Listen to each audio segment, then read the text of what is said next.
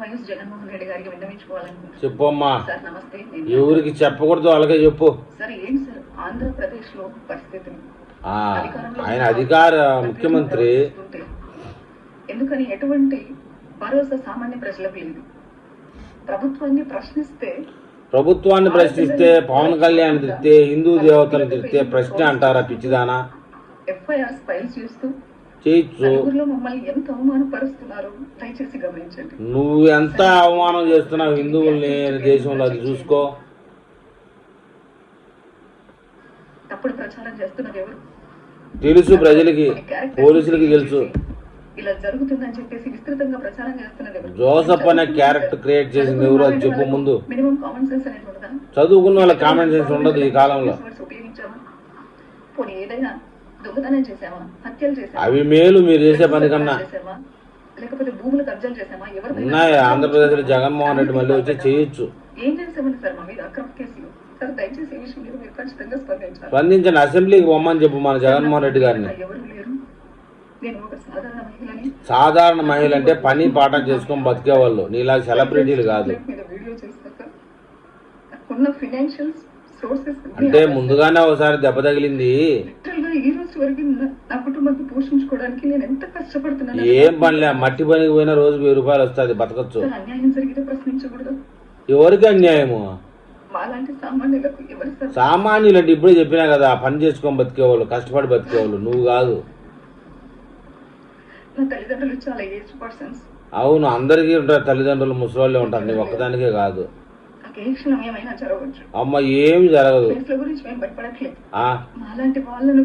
మీలాంటి నీకేమన్నా జరిగితే కదా, నీలాంటి వాళ్ళకి అంటే రావను, జడా శవను, ఇతరత్ర వాళ్ళకి పెట్టుకోండి.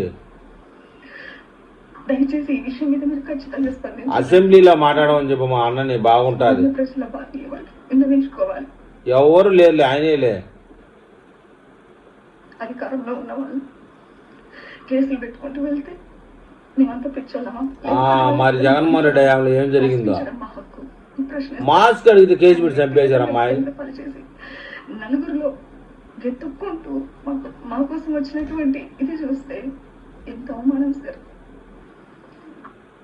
కాబట్టి మీరు ఖచ్చితంగా అవమానం పడకూడదమ్మా నువ్వు, కాబట్టి పద్ధతిగా బతకడం నేర్చుకో. అవును,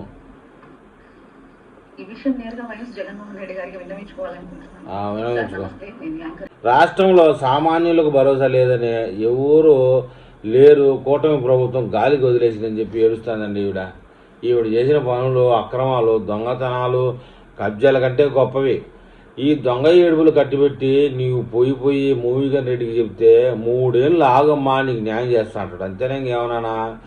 మీరు ప్రశ్నించిన పద్ధతి, ఆ మాటలు ఒకసారి చూడమ్మా.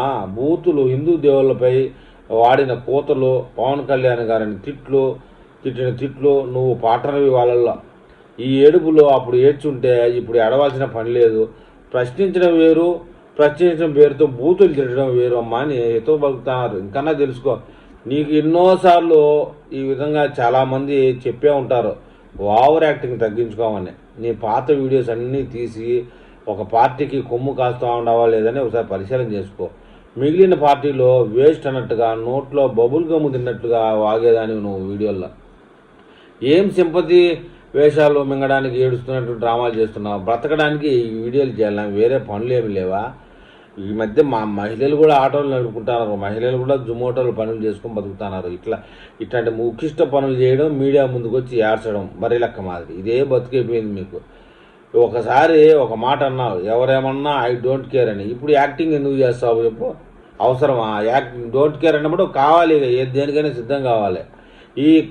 ఈ కథను మీరే సృష్టించుకొని కూటమి సర్కారుపై బురద జల్లాలని చూడడమే మీ నాటకం అని అందరికీ తెలుస్తుంది. జగన్మోహన్ రెడ్డి నాటకం చెప్పేదానికి సిగ్గు లేదని, చెప్పిన వాడికి సిగ్గు లేదని.